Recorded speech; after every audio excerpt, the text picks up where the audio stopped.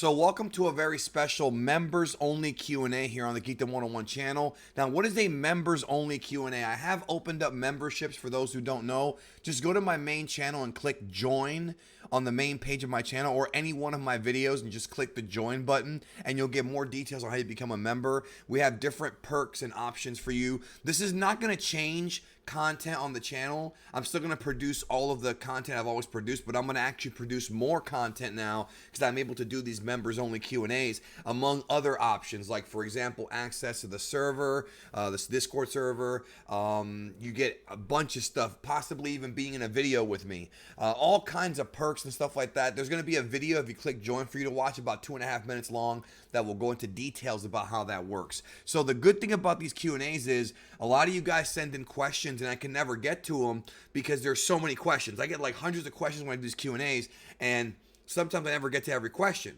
You know, it's just very hard.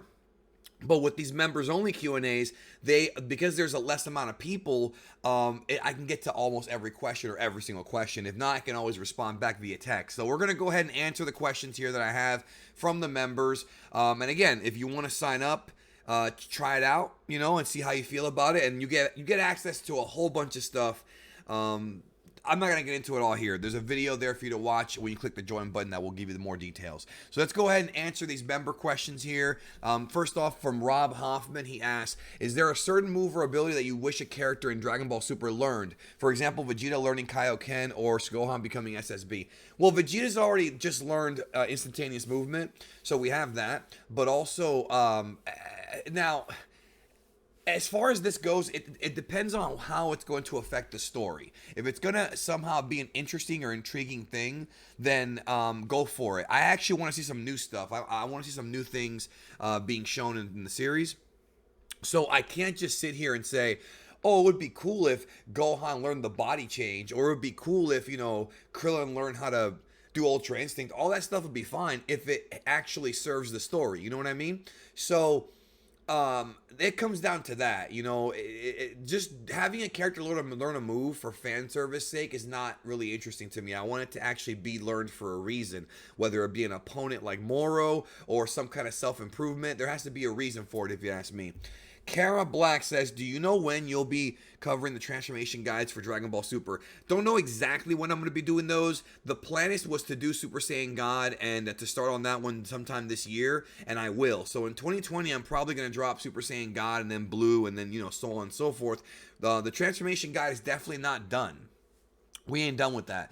We still have a lot of new forms to cover. The only reason why I haven't started it yet is because I feel like I'm still waiting for more information to come out, number one. And number two, the Dragon Ball Super forms, especially like God and Blue, are going to require a lot of research. And I've got all the data, but I have to compile it. And that's the hardest part about making these videos is it's not the editing. It's not even the talking or the recording.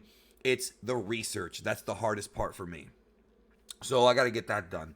Legendary Ginge, I always mess up your name, Ginge. Well, Majora's Mask or Ocarina of Time, those two to me are classics, and I will judge you heavily based on your answer.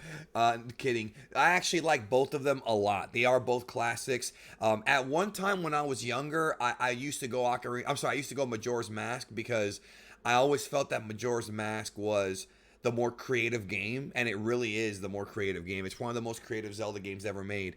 To me, though, over time, I've actually felt Ocarina of Time. I've given it to Ocarina of Time because I think Ocarina of Time has a better storyline. I think that one has a much more important storyline, and that one feels more like Zelda.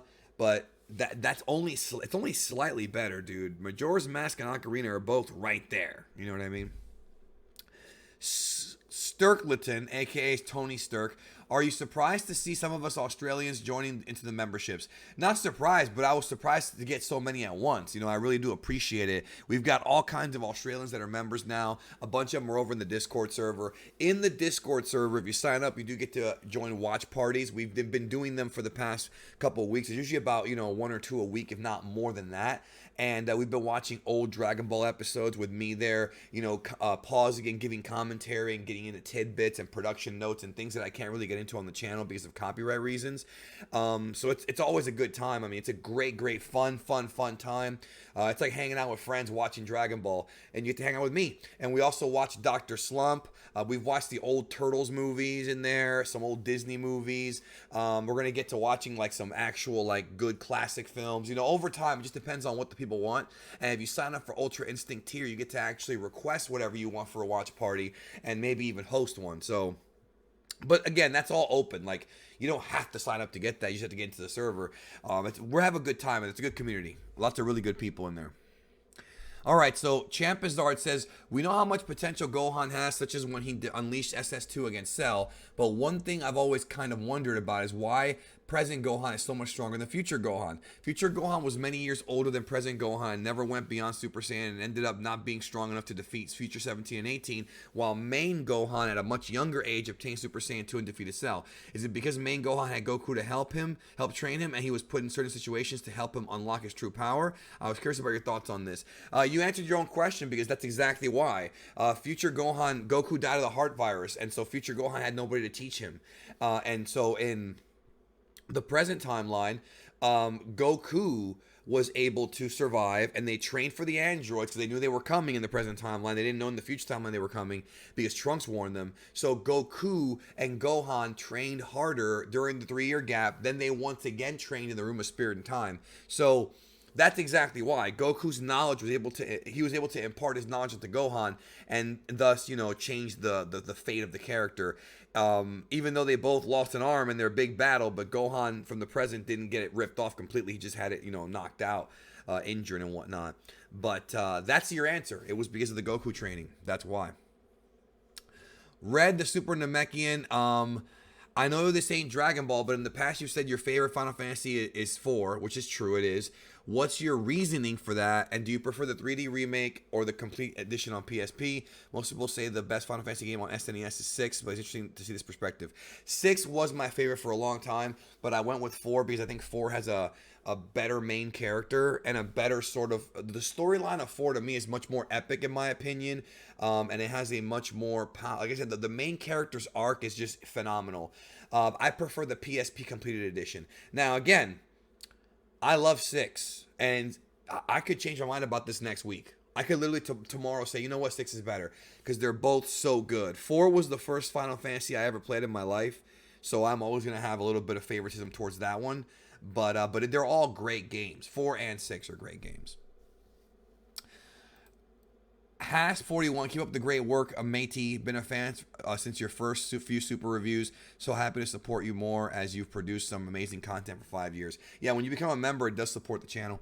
Do you think Toei feel the Dragon Ball games combined with the Heroes promo anime is sufficient enough content to keep our Dragon Ball desire satiated, and that's why they haven't provided any updates on the continuation of Super? If so, do you think this is the right strategy? If you were the one in charge, what would you decide to do? Okay, so I have a video coming out on this very soon. If not, it might already be out, depending on when I drop this Q&A, when it actually goes up. But let's put coronavirus aside, because the coronavirus has really affected a lot of production in Japan. We're putting that aside. Super was not planned to come back this year at all. I covered this months ago because of various reasons covered in that video. Now, whether I think it's the right strategy or not, I don't think it's the right strategy. I think, as far as do they think it's sufficient to hold us over, I don't think that's really the idea. I think the idea is they're trying to wait for the right opportunity to cash in on Dragon Ball again. And right now, Dragon Ball makes them so much money that it's not really necessary to do that, even though I feel like if they don't hurry up and do something soon, we might start seeing a drop-off in sales. We're always going to get new Dragon Ball games. That's never going to end. And Heroes will always have updates. That's never going to end. But the power of Dragon Ball Super Broly and what it did for us and the anime, to me, Toei needs to capitalize on that soon. Like, if I were Toei, I'd be putting out Dragon Ball stuff all the time. You know, spin-off series.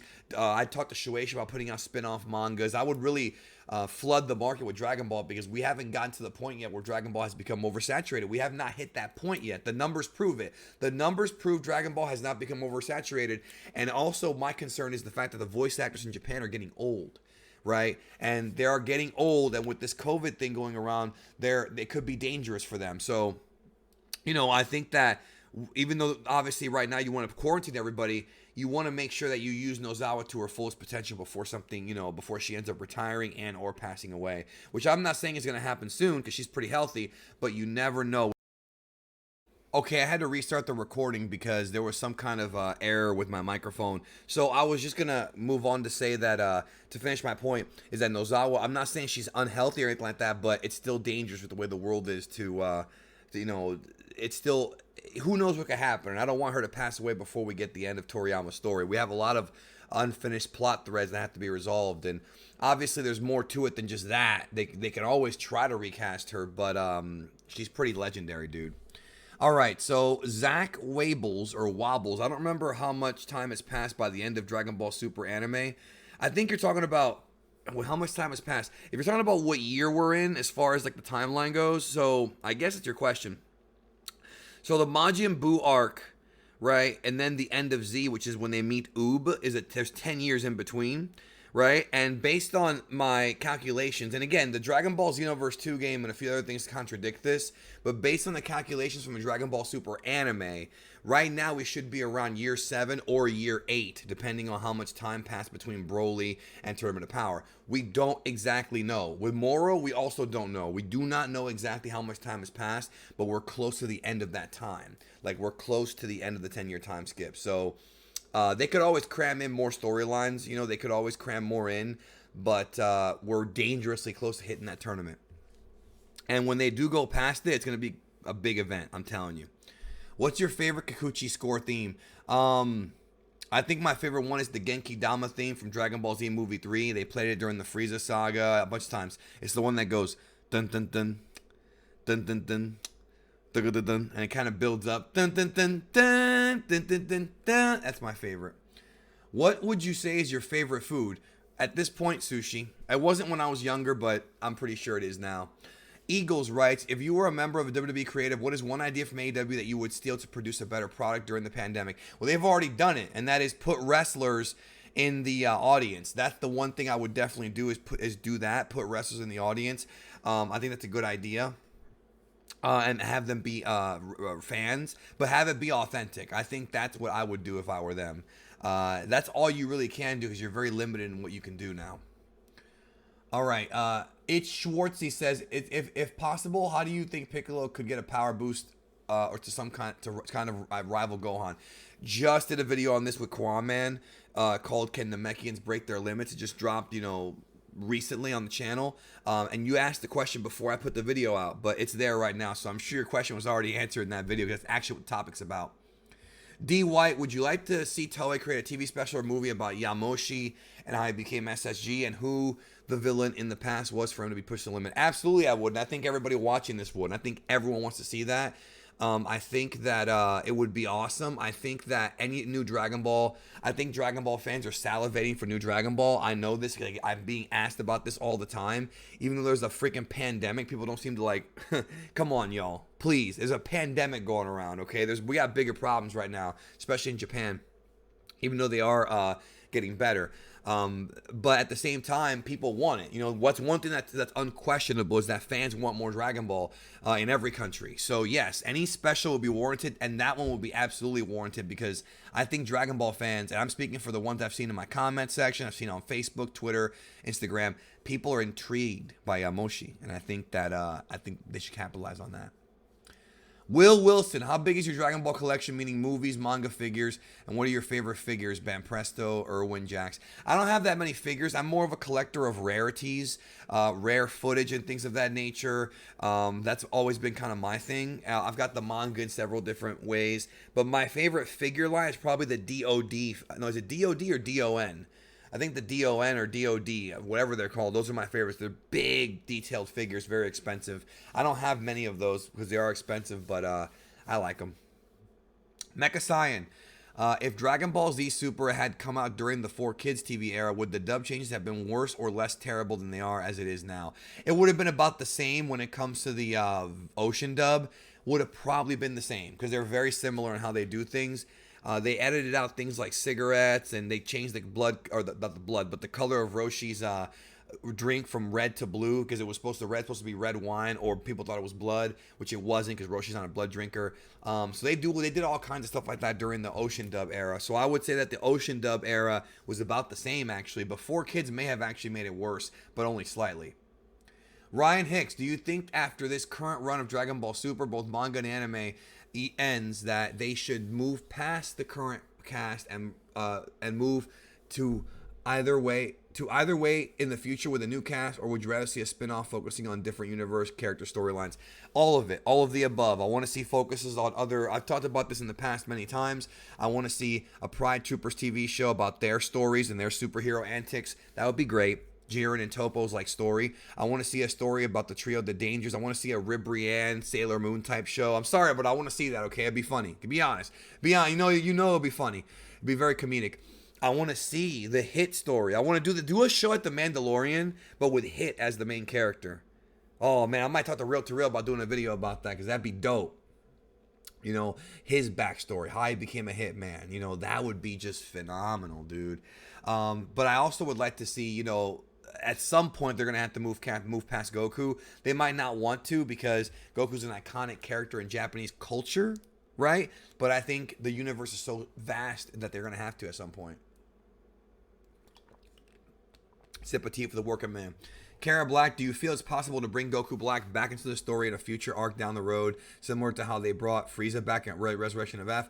I feel like due to his connection with Goku, it's a waste to have this great antagonist character limit to only one arc. Well, I mean, every villain has one arc. I mean, well, actually, that's not true because Boo and Frieza did come back, didn't they? And Piccolo came back. So I guess that's not true. Cell's the one that never came back. I don't think it's necessary anymore. Honestly, his story was told. I did do a video actually a couple years ago, which you may have missed, about will Zamasu return. Go check that video out in the archives because on my channel, just type in like Geekdom 101 Zamasu returns and you'll find it. And you'll find it quickly. And we go into detail about how they can bring him back because there is a way to bring him back and have it make logical sense in the storyline. And we go over that in detail in that video. So check that out. There is a way to do it. What is a blade job? Blade job is when you take a razor blade and you carve your forehead in a wrestling match to simulate you bleeding. That's what it is, even though it's actual blood. Do you think Dragon Ball will go downhill after Broly like Marvel and Endgame? Well, we don't know if Marvel and Endgame is going downhill, even though it probably will, but there's other reasons for that because they built up to Endgame. I don't think so. I think Dragon Ball Super Broly was a launching pad for bigger and better things. Does pineapple go on pizza? Yes. Last couple questions from Metalheader. Actually, last question is Derek asked me about DBZ Kakarot. I have not played the game yet, so I can't comment on it. I even replied to him and told him I couldn't comment on it because I haven't played the game, so I can't give him an opinion. But Metalheader says, if you could remove any number of transformations from the series, which ones would they be and why? My personal picks would be Super Saiyan 3 and any evolved forms of Blue MUI. I actually discussed it with him in the comment section because here I replied to him because his reasoning for removing Super Saiyan 3 is that he said that it was useless, but I disagree with that. I've done videos on as to why I do not think Super Saiyan 3 was useless. There was a very good reason to use it. Did it kill a main villain? No. But not every form has to kill a main villain, you know? People think that, and that's just not the case. I mean, it's just not the case. And they think it's useless because of that, and I disagree. I think there was a very good reason for them getting Super Saiyan 3. I did a video on it. I don't remember if it was me and Laughingstock Media. I think it was either on his channel or mine. I don't remember. I think it's a video called Was Super Saiyan 3 Wasted? And we talked about that in detail. But as far as removing forms, okay, that's a tough one for me because I actually like the transformations we got. However, I did feel that Dragon Ball Super overdid it with the forms. Too many too soon, if you ask me. It's more about stretching them out. Like, I feel like if the Dragon Ball Super arcs themselves were longer, you know, the transformations would have a lot more impact than us getting so many new forms in such a short period of time. So, with that being said, though, I do agree that the different evolved forms of Blue, I think are... I would not get rid of MUI because I think UI is a great form and I think that should be Goku's ultimate form, but it should also be saved for special occasions only. But Blue Evolution and things like that, as a Vegeta fan, I'm okay with it, but to me, it's just another version of Blue that was done purely for fan service sake. And also to show that Vegeta can take his own path, but he still hasn't really hit MUI levels. I think the Moral arc's doing a better job of that, actually. But to me, I don't know if I get rid of any of them, honestly. I really, maybe Trunks is like weird rage form because it really didn't. That one served no purpose, honestly. That one really, except for just powering Trunks up, you might as well have given him just a regular Super Saiyan Blue. You might as well have him learn it from Whis or something like that, because it was weird to me.